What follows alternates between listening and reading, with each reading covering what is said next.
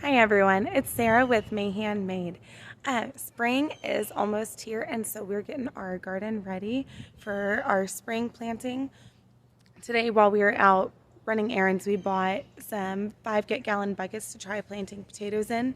We have never grown potatoes, and Josh saw a method of planting potatoes in 5-gallon buckets, so we went ahead and bought the buckets today. And while I was at it and getting excited about spring, I went ahead and decided to uncover these strawberries.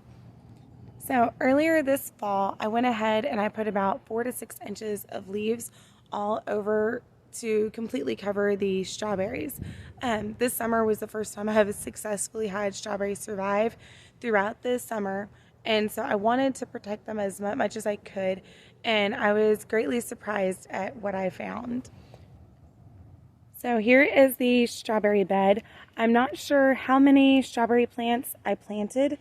I want to say I planted at least 8 plants in here, and you're supposed to cut the runners off so that they'll produce more strawberries, but I wanted to produce more plants. So I'm excited to see that after I uncovered all of the strawberries, that most of them and their runners survived. There is a whole bunch of debris left in here, but since they're just now being exposed, our temperature is in the high 40s today. I wanted to give them a chance to acclimate to the sunlight, and then I'll go through and I'll remove all of the dead branches.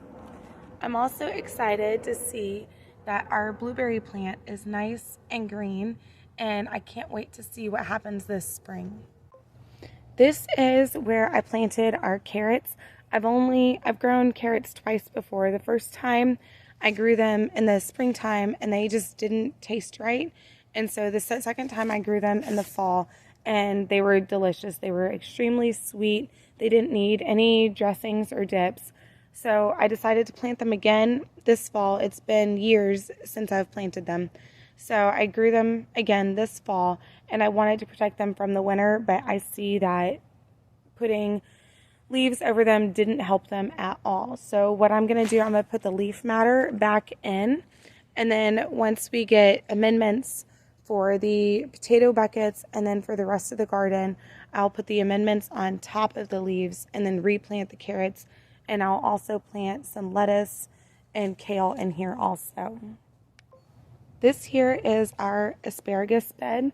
We had a very mild winter, and so some of our asparagus actually decided to sprout just before we had a huge ice storm.